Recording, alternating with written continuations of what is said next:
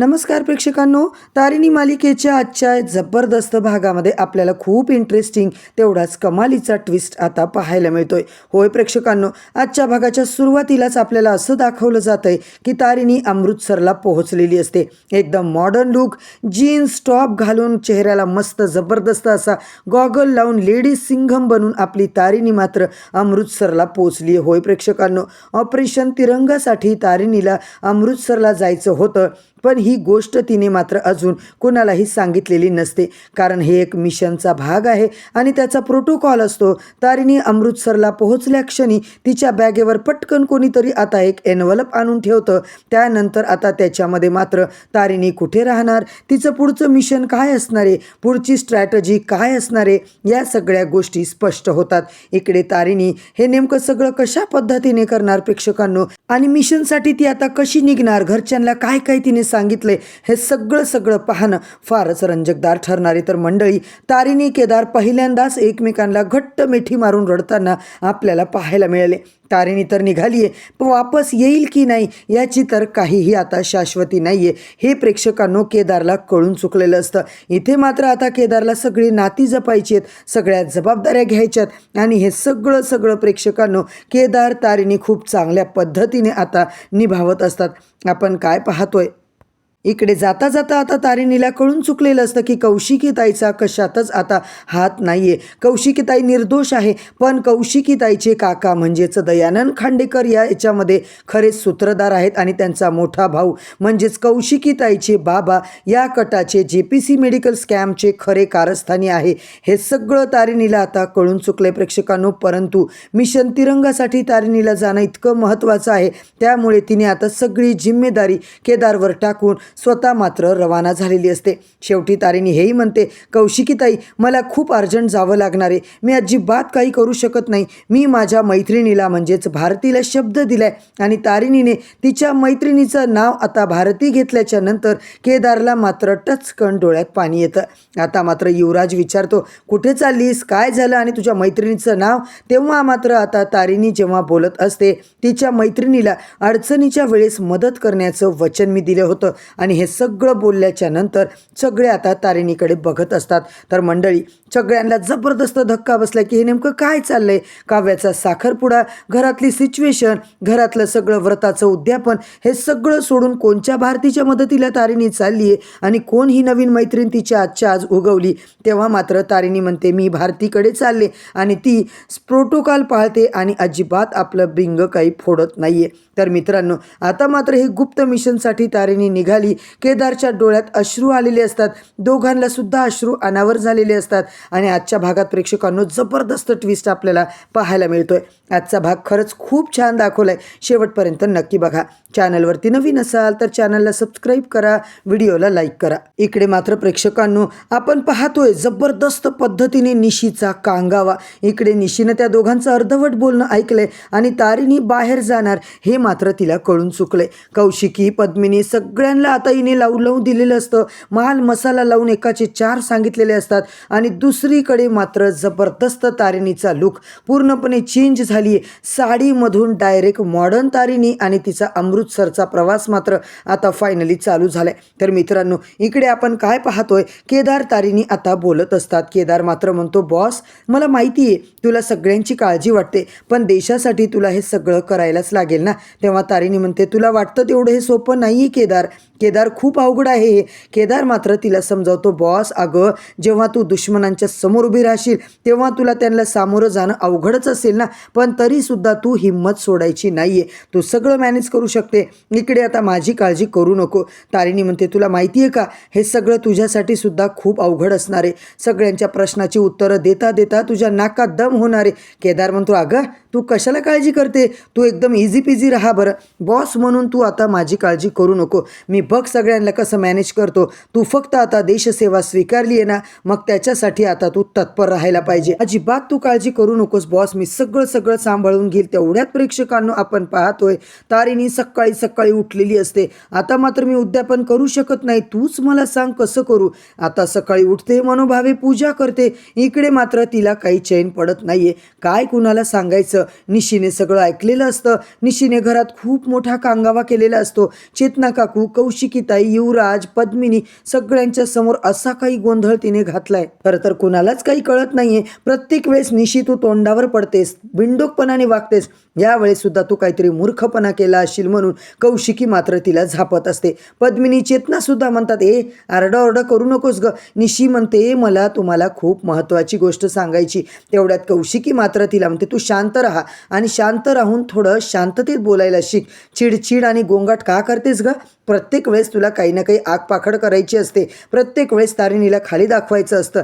इकडे मात्र प्रेक्षकांनो, तारिणीने बघ मनोभावे पूजा केली. उद्यापन ती करेलच ना. निशी बोलते, बोल तारिणी, तू खरंच आता पूजा करणारेस की नाही?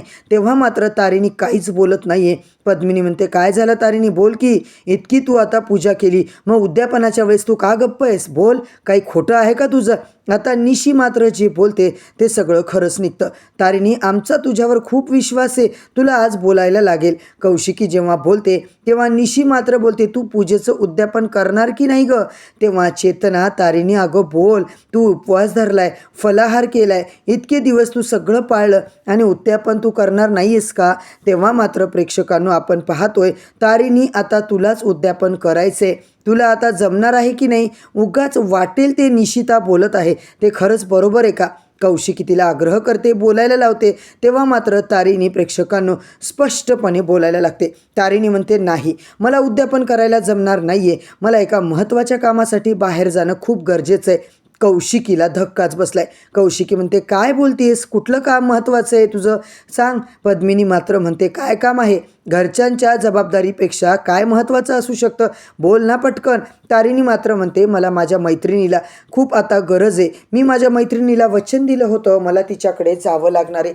तिने कधी कोणासमोर हात पसरले नाही, पण पहिल्यांदा तिने मला बोलावले आणि मी तिला वचन दिलं होतं की तिच्या अडचणीच्या काळात मी येणार आहे. कौशिक विचारते, अगं कुठली मैत्रीण? काय आहे? काय सांगतेस तू? तेव्हा तारिणी म्हणते, तुम्ही ओळखत नाही. पद्मिनी म्हणते, आम्ही ओळखत नाही, मग आम्हाला तू सांग ना, आम्ही सुद्धा मदत करू. उगाच घरची पूजा सोडून जाणं इतकं महत्त्वाचं ते तर नसेलच. तारिणीला खूप नको नको ते बोलत असतात. कौशिकी मात्र आता चिडते, काय तुझ्या मैत्रिणीचं नाव तरी सांग, काहीतरी सोल्युशन मी काढेल ना. तारिणी म्हणते, तिचं नाव भारती. आता मात्र ज्या संकटात ती आहे ना, त्या संकटाला तिला मी आता सामोरं जाण्यासाठी मदत करायला पाहिजे, कारण मी तिला वचन दिलं होतं. भारतीला माझी खूप गरज आहे ताई, मी खरंच सांगते. या परिस्थितीमध्ये मी जर नाही गेले तर काहीही होऊ शकतं. प्लीज तुम्ही समजून घ्या. अर्जंट नसतं तर मी कधीच अशा गोष्टी आता केल्या नसत्या. इकडे मात्र मला जावंच लागेल. हे ऐकून घरातले सगळे चिडतात. तारिणी घरची सेवा सोडून सगळे आता बाहेरच्या लोकांची सेवा करायला चालली म्हणून पद्मिनी मात्र म्हणते, काय रे केदार, तुझी बायको घरातलं सगळं सोडून बाहेर हुंदडायला चालली आहे वाटते.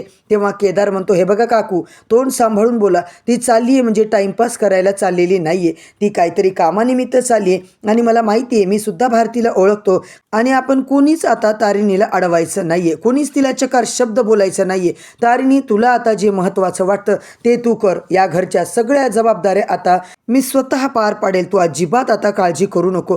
चेतना मात्र टेन्शनमध्ये येते. चेतनाला वाटतं, अरे बापरे, काव्याचा साखरपुडा 4 दिवसावर आला, तारिणी नाही म्हटल्यावर काय होईल? इकडे मात्र प्रेक्षकांनो सुमीला सगळं कळतं. सुमी आता तिकडे म्हणतो, माधव म्हणतो, आई काय झालं? तुला एक गोष्ट सांगायची. वैभवरावच्या घरून फोन आला होता, ते साखरपुड्याचं घरच्या घरी बघूया, सगळ्या गोष्टी आपल्याला सोप्या होतील, अवघड होणार नाही. तुला काय वाटतं आई? माधव म्हणतो, आई कसला विचार करतेस? आता मात्र तुझ्या नातीच्या लग्नाचं साखरपुड्याचं तुला आता काळजी नाही आहे का? ती म्हणते, नाही रे. तेव्हा मात्र आता मला काळजी वाटते, ती म्हणजे तारिणीची.